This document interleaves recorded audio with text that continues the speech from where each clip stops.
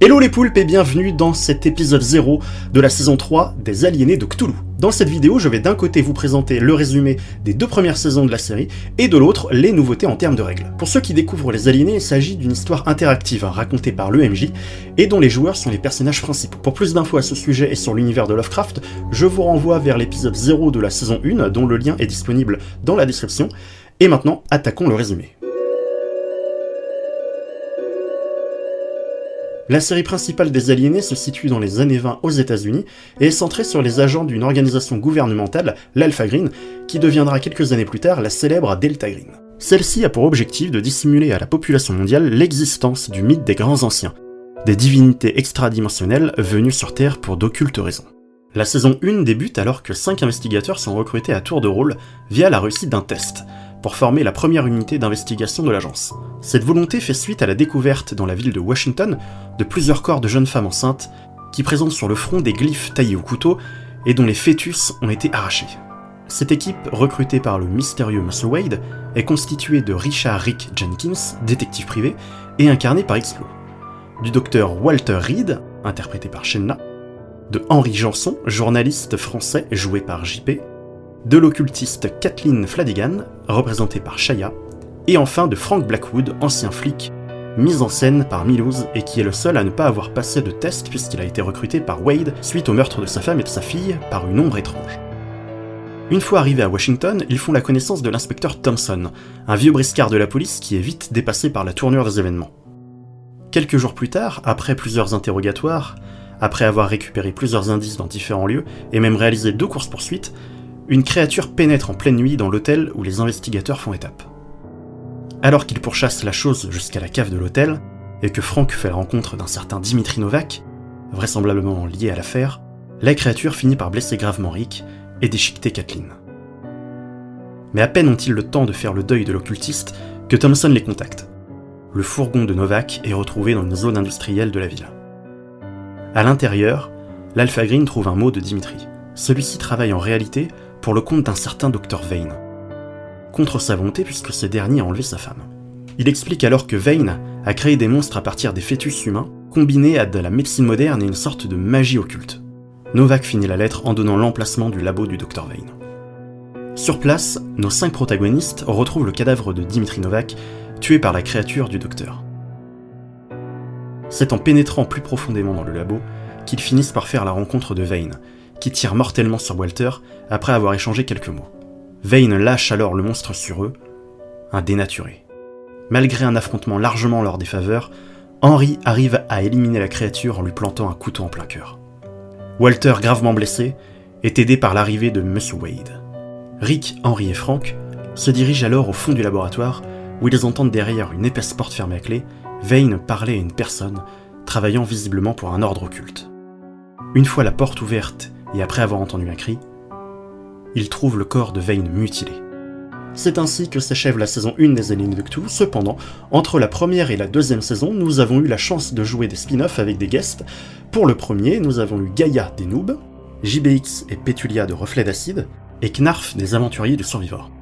Dans cette partie, ils incarnaient un groupe dont l'objectif était de dérober, au sein de l'université miskatonique, une copie du célèbre Necronomicon, le livre occulte par excellence que l'on retrouve dans beaucoup d'adaptations littéraires et cinématographiques. Quant au deuxième spin-off, il était composé de John Lang, créateur du Donjon de Nullbuck, ainsi que de Lady Fée, Ghislain et Clémence, du Nullband. Ceux-ci interprétaient des enfants pris au piège dans une foire aux monstres en pleine nuit, au fin fond du Colorado. Nous avons également pu jouer un troisième spin-off avec Thibaut Villanova, aka Gastronogeek, avec Nova Alexandre, d'Occulture, ainsi que Greg et Kailis les aliénés.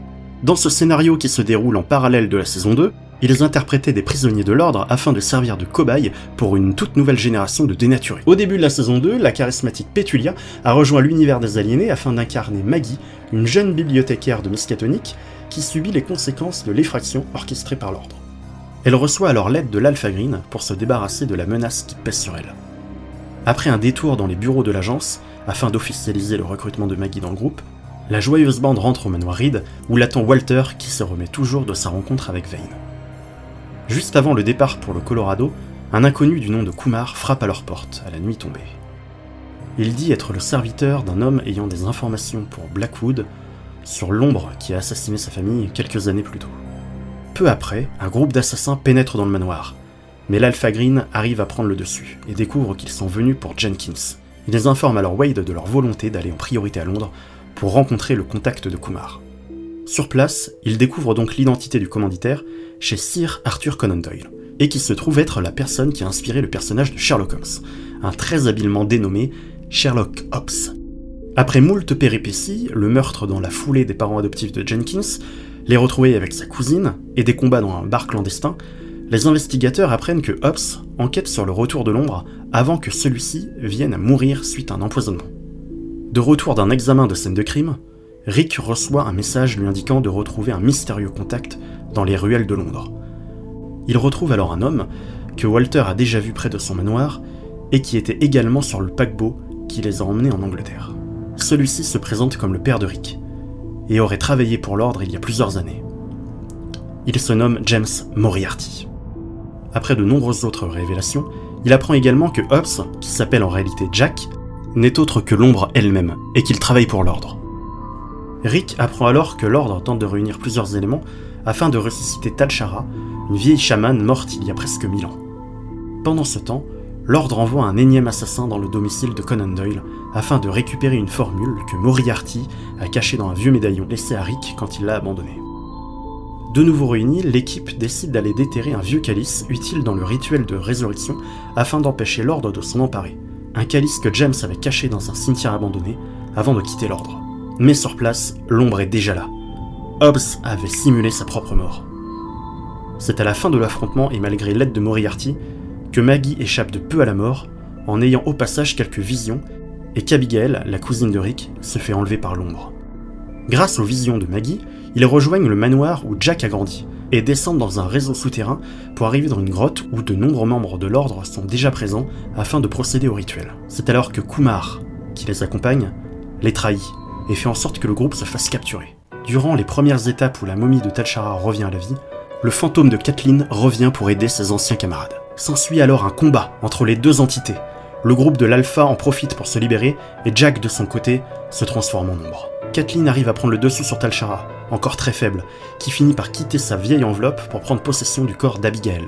Alors que Jack renvoie Kathleen dans l'au-delà et attaque les membres du groupe, James se sacrifie pour sauver son fils. Un échange de coups de feu et de lames de l'ombre a lieu pendant un moment, pour qu'enfin Henry finisse par abattre Jack d'une balle en pleine tête, aidé par un pistolet sonique que Walter a reçu de Wade. L'ombre implose et fragilise la structure de la grotte, pendant que l'ordre s'enfuit avec le corps d'Abigail.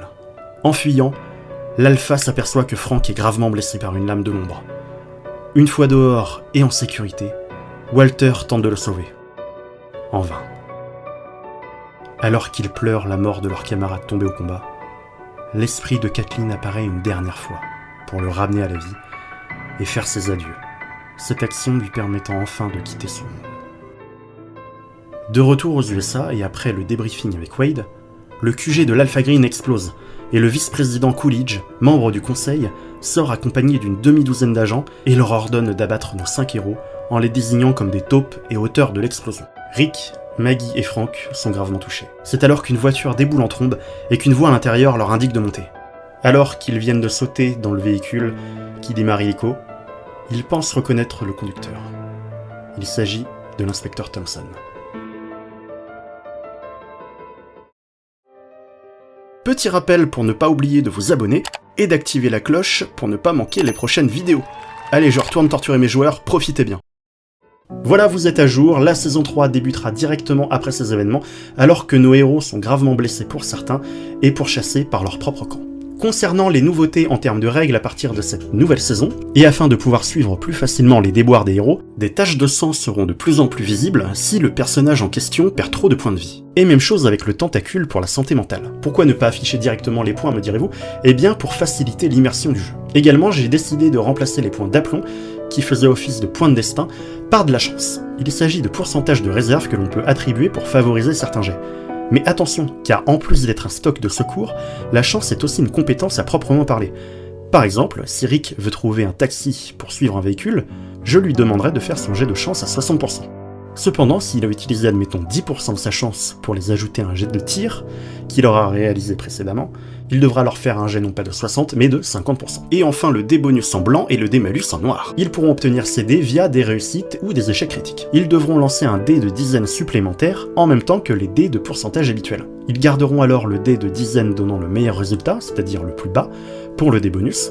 Par contre, ils devront garder le dé de dizaines donnant le pire résultat, c'est-à-dire le plus haut, si c'est un dé malus. On espère que cette saison 3 vous plaira, et en attendant, prenez soin de vous, et attention à la perte de santé mentale. Ciao.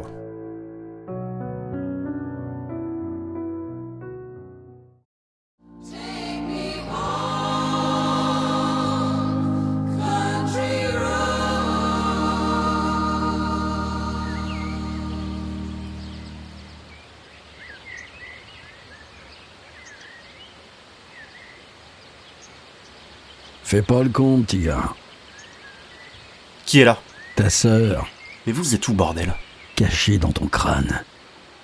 Quoi? Je suis ta conscience, banane. Ma conscience? Vous vous foutez de ma gueule? Bon écoute, je suis là pour t'empêcher de faire une connerie, ok? Je vois pas de quoi vous parlez. Je te parle de la boîte dentalgique que t'as dans ta poche, petit con. Ce sont mes affaires, alors foutez-moi la paix. Perdu, sont aussi les miennes. Écoute, je sais que ça n'a pas été facile pour toi en ce moment, et que tu te reproches beaucoup de choses. Non, vous croyez? T'as perdu ton travail, t'as fait souffrir et fait fuir la plupart des personnes qui comptaient pour toi, sans compter que depuis tes gosses, t'as l'impression de pas être à ta place ici. Et qu'est-ce que vous voulez que je fasse? Que je continue de me réveiller toutes les nuits en sueur? Je veux que tu te ressaisisses. Regarde-toi, tu manges à peine et tu fais peur à tes proches. Où est le garçon qui avait des rêves plein la tête et qui ne pensait qu'à les réaliser? Il est mort. Ah ouais, mais carrément. Eh ben tu sais quoi? Bah vas-y, fais-le. Ça vaudra peut-être mieux pour toi plutôt que de végéter des mois sur tes grosses miches. Je te préviens. Moi, j'ai créé un univers quand même. De quoi? Pour le jeu de rôle. J'ai créé un univers, moi. Les Aliénés, ça s'appelle. J'ai été recruter des joueurs dans toute la France. À Nantes, à Brest, à Biarritz, à Lyon, à Paris. J'ai créé une grande table pour qu'il et elle puissent jouer ensemble. Je l'ai voulu virtuelle pour qu'aucun d'entre eux ne se retrouve isolé à l'autre bout du pays. C'était compliqué, alors j'ai essayé d'expliquer ce qu'étaient les aliénés pour que tout le monde comprenne. C'était difficile, alors j'ai essayé de rigoler pour que personne ne s'ennuie. J'ai raté, mais je veux pas qu'on dise que j'ai rien foutu. Parce que c'est pas vrai. Non, mais je gueule. Bon, puis 2 ans sans rien sortir, c'est pas forcément un échec. Il y a aussi tous les autres projets en préparation. C'est toujours difficile de perdre des gens qu'on aime. Qu'est-ce que vous en savez, vous? Eh ben, avant d'être ta conscience, j'avais une vie, moi aussi. Ah bon? Sérieux? Ouais. J'avais une fille, Alice. Elle est morte par ma faute. Et malgré mon suicide, je continue d'exister. Qu'est-ce qui s'est passé? Accident de voiture. J'ai quitté la route des yeux quelques secondes pour répondre à un message, et puis c'était fini.